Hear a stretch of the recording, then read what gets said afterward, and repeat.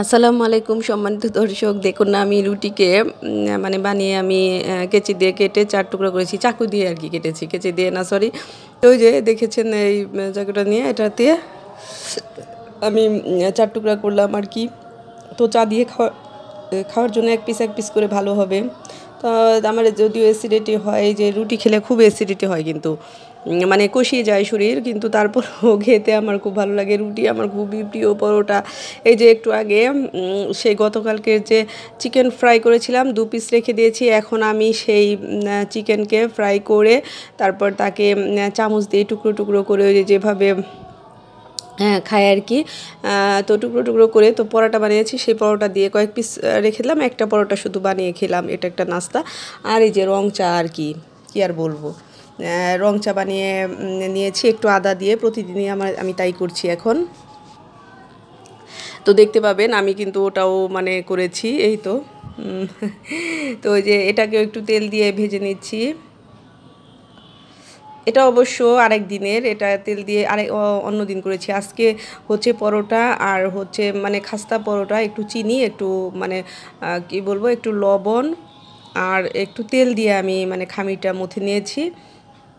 তাতে খুব সফট হয় পরোটাটা, খাস্তা হয় এবং সফট হয়। যত একটু তেল দিবেন দেখবেন দুনিয়ার খাস্তা হয়েছে। একদম হাত দিলে আমার হাজব্যান্ড বলে কি যে বানিয়ে দে, যে এই যে একেবারে নরম, মানে যেরকম বানিয়ে বলে আমি সেভাবেই বানিয়ে দিই, সেভাবেই পছন্দ করে, খুব খুব পছন্দ করে। আমাদের জন্য অবশ্যই দোয়া করবেন।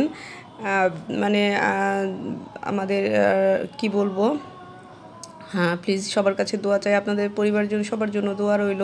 আমার হাজব্যান্ডটা খুবই ভালো মানুষ। আমি এরকম ভালো মানুষ আসলে আমার চোখে পড়ে না। এখন আমার হাজব্যান্ড বলে বলছি ঠিক তা না, আমি সবাইকে দেখেছি, মানে সবার কাছে শুনেছি। আমার বিয়ের পরও সত্যি আমার মানে সবচেয়ে ভালো লাগে কি, টাকা পয়সা সব দিকেই তার পরিপূর্ণ, কিন্তু তারপরও শিক্ষা দীক্ষা টাকা পয়সা সবই পরিপূর্ণ, তারপরও কিন্তু একটা ভালো মানুষ খুব প্রয়োজন। সে খুব সব দিক তো আছেই, তারপরও সে একজন ভালো মানুষ। মানে এটাই আমার সবচেয়ে বড়। আমাদের জন্য অবশ্যই দোয়া করবেন, আপনাদের জন্য অবশ্যই, আপনাদের জন্য, বাচ্চাদের জন্য অনেক দোয়া। এই যে আর রুটি বেলে নিচ্ছি, রুটি সেঁকে নিচ্ছি আর কি। তো এই তো এগুলো আমি চা দিয়েই খেতেই পছন্দ করি, চা বা ডিম। আমার না গলা শুকিয়ে আসে, আমি অন্য কিছু দিয়ে খেতে পারি না, সবজি টবজি আমার মানে আমার চাটা দিয়ে খেলে আমার অনেক ভালো লাগে, জানেন না এগুলো। এই যে দেখতেও সুন্দর লাগে তাই না, একটু চারকোনা। এই তো রং চা নিয়েছি আমি, কিন্তু আদা দিয়ে নিয়েছি। আদা নিচে পড়ে গেছে ছোট টুকরো করে। প্রতিদিনই আমার এখন বিকেলে আদা দিয়ে খেতে হয়, আর সকালে আর কি করি, সকালে তো দুধ চা খাই, এখনও খেতে ইচ্ছা করছে যেহেতু পরোটা বানিয়েছি। আর এই যে চিকেন ফ্রাই করে আবার পেঁয়াজ কুচি দিচ্ছি। এই চিকেনটা আমি অবশ্য খুব ভালো লাগে এই চিকেনটা আসলে পরে আমি যে টুকরো করে ভাজার পরে যে টুকরো করে সেই চিকেনটা আর কি খুব মজা লাগে। কিন্তু আপনি এমনি টুকরো করে সেটা কেটে ভেজে নিতে পারেন, যে কোনোভাবেই করা যায়। আমি অবশ্য আনাম চিকেন ছিল, গতকালকেও আমি ফ্রাই করে খেয়েছি। আজ আমার 2 পিস ছিল, সেই 2 পিসকে আমি এভাবে থেতলে নিয়ে তারপরে থেতলেছি একসাথেই। তো খুব মজায় যে পরোটা বানিয়েছি, এই জন্য আজকে আবার পরোটা দিয়ে একটু খেলাম, আবার রেখেই দিলাম বেশিরভাগ, কারণ পরোটা সবগুলো বানানো হয়নি, একটা শুধু বানিয়েছি।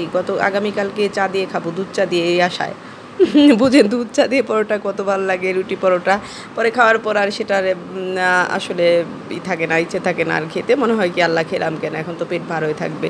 আর এই যে চিকেনটাকে পেঁয়াজ দিয়েছি, এই যে আবারও আমি আপনাদের দেখাচ্ছি, এই যে ভাজার পরে যে কাঁচা পেঁয়াজ আর একটু রসুন দিয়েছি, খুব মজা হয়। আবার যদি চিকেনটা তুলে নিয়ে রসুন মানে বাগার দেন বা বাটার টাটার দিয়ে আরও মজা হয়। সবাই ভালো থাকুন, সুস্থ থাকুন, আজ এ পর্যন্তই।